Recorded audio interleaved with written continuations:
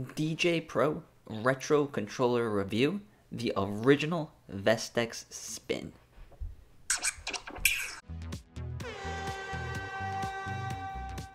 So I was doing some digging on Facebook Marketplace and Macari trying to find some old school DJ controllers, and I stumbled upon this beauty. This is the original Vestax Spin, and a little history about this controller is it came out around 2010, maybe like 2008, 2009, but around there, and it was sold exclusively in the Apple Store. This was one of the first controllers that was actually designed specifically for Djay Pro.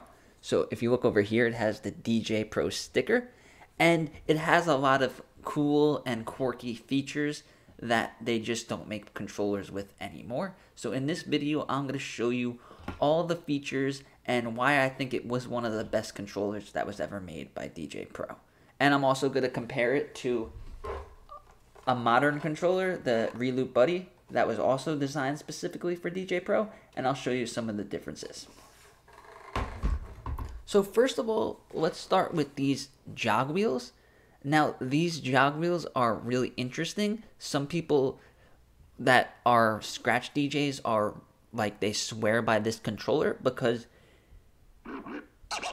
the jog wheels have a really good feel. It has this metal top on it, and it has these backlights on it. But the real feature that scratch DJs love about this controller is if you flip it, if you look at the back of the controller, it has these knobs, and these knobs control the individual sensitivity of each jog wheel.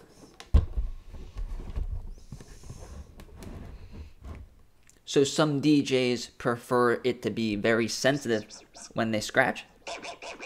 So this is in the middle. And now I'm going to do maximum sensitivity. And you barely have to move it. So if you're used to scratching with just like moving your finger like that, you will find it so much easier to scratch with this controller because you could adjust the sensitivity.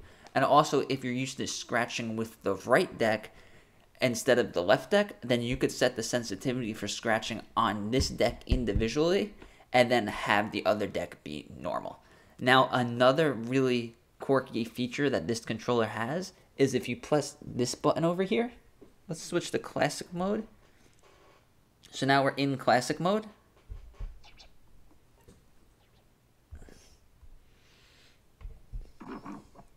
So we're in classic mode. If you look at the jog wheel right now on the iPad, it's scratching. But if we press this button, it does a seek. So like the symbol is the record needle, and that's exactly what it's doing. It's controlling this record needle on the classic mode as if you were moving the needle individually. It's really interesting, and I don't think any other controller had it set up this way. I think it was kind of an experimental thing when the Djay 2 was out, and that was the way that people would DJ, was with the classic mode. So I thought that was really interesting.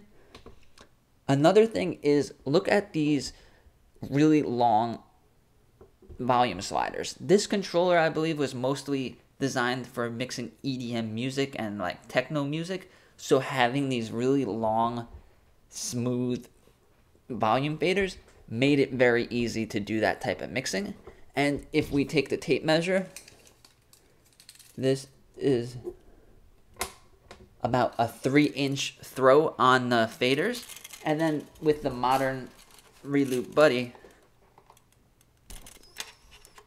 we only get about 2 inches.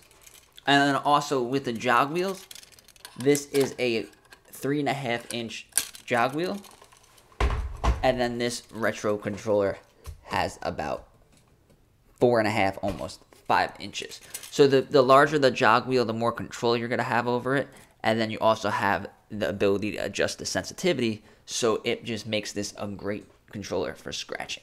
Now, unfortunately, I bought this controller used and it was not in the best condition.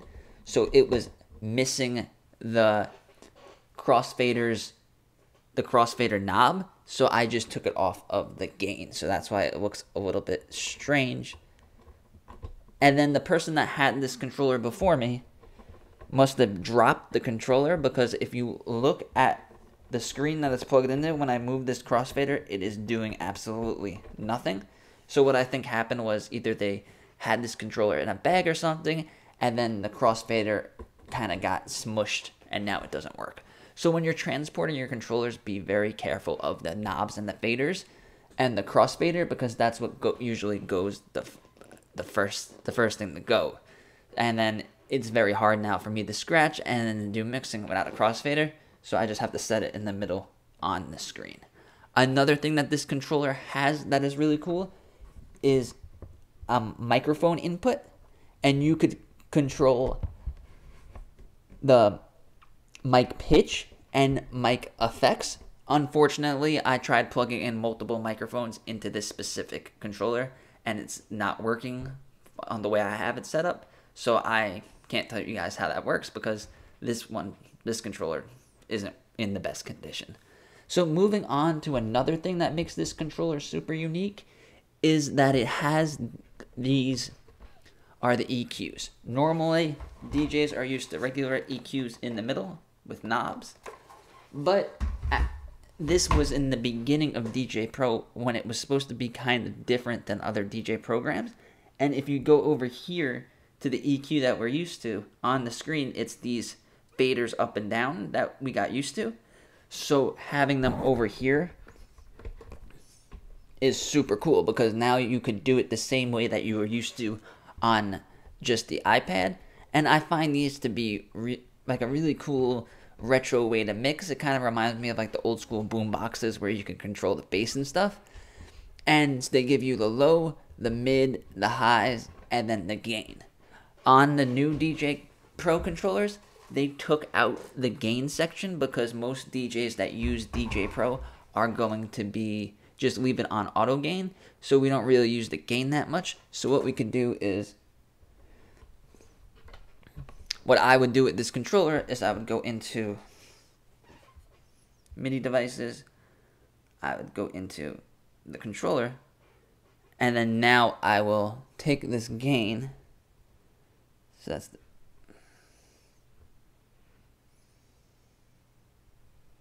it keeps triggering my crossfader. So there we have the gain. So instead of it controlling the gain, we are going to do filter, save. So now this is going to control the filter. So now with this controller, we have the lows, mids, and highs, and then we have a filter right here. Most DJs are used to having that filter available, because on the new controllers, they're right there in the mixer. So now we have a filter. So if you guys find an old controller for cheap, or you have one laying around, you could always map it into the settings that would be on a modern controller. So just keep that in mind. Now, the BPM control is not the best BPM control. I think this controller was made more for using sync, so they didn't really give you the biggest BPM slider, but it still works very well.